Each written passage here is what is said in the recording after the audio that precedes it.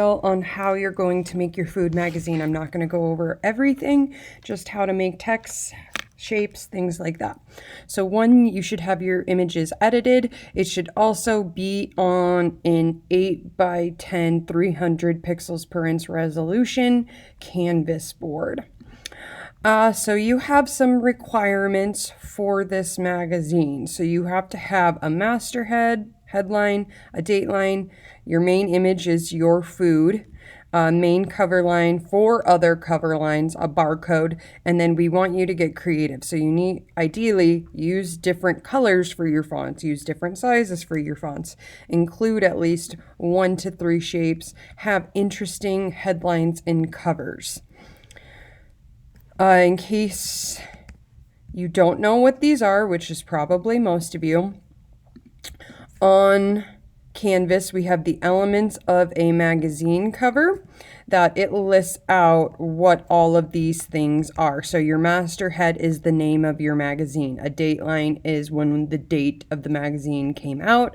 These are our other cover lines. So these are like stories within our magazine. This is the main cover line, like one main story that usually connects to your image. When you have a moment, would you call the main office at 66402? Whitney Nut, call extension 66402. We also need a barcode. That's mandatory for your magazine. And we also want to include a shape. And all of those, so we have barcodes available on the assignment for you to use. Everything's listed right here that you have to include on your magazine. Okay, when it comes to your magazine, the main tools you are going to be using is the text tool. So it is a T for text. There's 2 different tools within this if you want to use those. Actually 4. Typing mask I would stay away from, but horizontal side-by-side text or vertical text. I'm going to do horizontal text just for this tutorial. And to start off, I'm going to draw where I want my text to go. And things to pay attention to when you create a new text box, it's going to create a new layer. So if you need to go back and edit that text box, make sure you select that layer. So I'm going to get rid of this text and start looking through some different text styles. So this is going to be like a healthy magazine, healthy food option. And you want to think about your style of magazine and matching that style with a style of text. So possibly if I'm doing like a healthy one, I might want like a clean, sharp type of font because this is clean, fresh. I kind of like this thick and thin one. And we could try like healthy options, whatever I want to name this. This is the hardest part of your magazine, is being creative. Now the coloring. Coloring is up here, and personally I don't really like this pinky color. It's not standing out a lot. So what I want to do is pick a color that is going to stand out on my background, but also match something within this. So I really like this like purple cabbage look.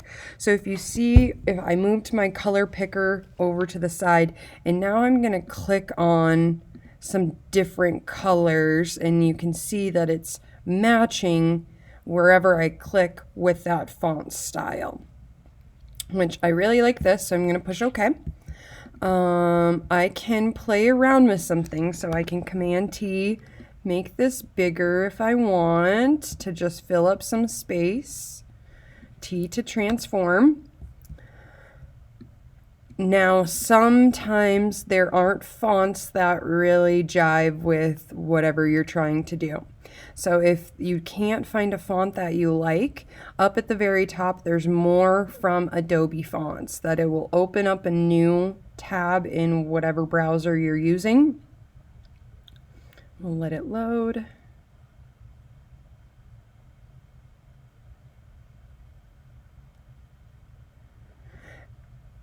Once it loads, we can select whatever font style. There are hundreds and hundreds and hundreds of different types of fonts that will slowly be surely, there we go, that are loading.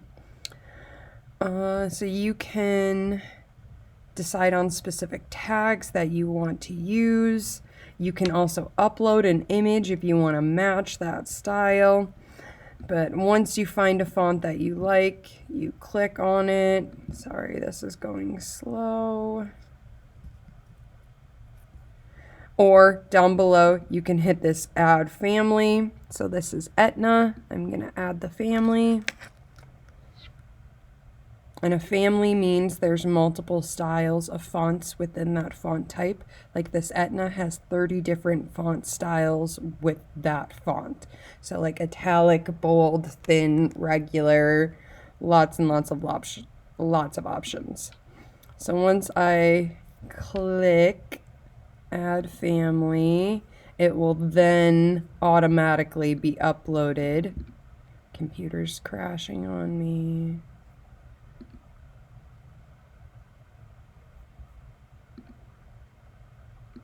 That red dot is the death of our production. And I believe it was Etna. We'll see if it's in there. Etna, there we go. Simple as that. I just have to click the add family button and there she is. So we'll go like Etna extra bold. That I like. Now as well, so you need to add fonts for, we have our masterhead, a dateline, 4 different articles, a master article, and then we also need to add a barcode. Barcodes are super easy. You just have to go to the assignment, and I have a clear barcode or a white background barcode that you can click and drag that onto your magazine, transform it, resize it, place it where I want. Voila, that's good. So I'm not going to keep showing you different text styles, but some other things that you can play around with down below underneath your layers. There's the FX button that if I want, I can add some extra things to my text if I want to. So a stroke is called an outline. So if I do a white, maybe we'll do like a pink one so you can see. Oops, wrong layer. We're going to undo.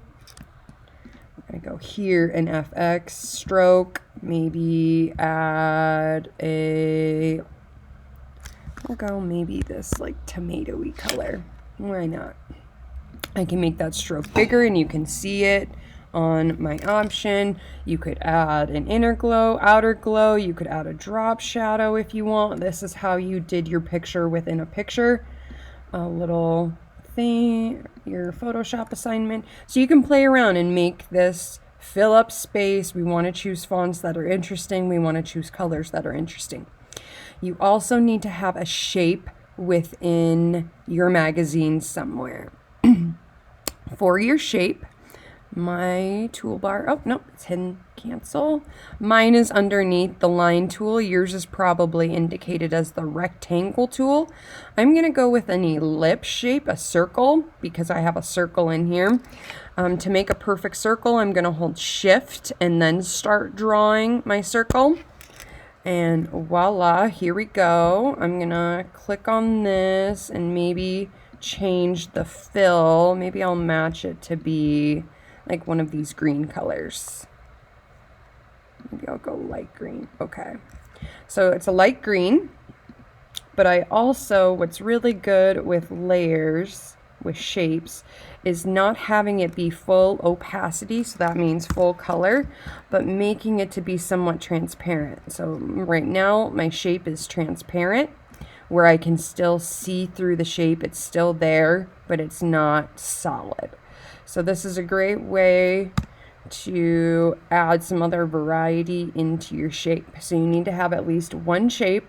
You need to have a master headline, a dateline, a barcode, 4 articles within your magazine, a master article, and then zest it up to make it look as interesting as possible. If there are specific things that you want to do, like maybe you want to add a border around this, maybe you want to add whatever, let me know and I can help you.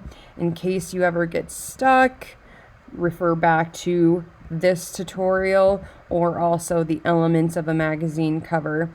And if you are not sure of what type of articles to use within your magazine, just type in food magazines on Google. We'll type cover. Boom. Don't ever feel bad about stealing, and you could click on a food magazine reference image or go back to your reference image and steal some of these different article types and type them into your Photoshop assignment. When you are done, this needs to be saved as a PDF. You already have it at 300 pixels per inch, but you're just going to go File, Save as Photoshop PDF, and then submit it. When you get done, you will be critiquing 2 people's food magazines. We'll talk about later after the fact, but for grading, 50 points for having everything that's required in your magazine, 50 points for creativity and composition.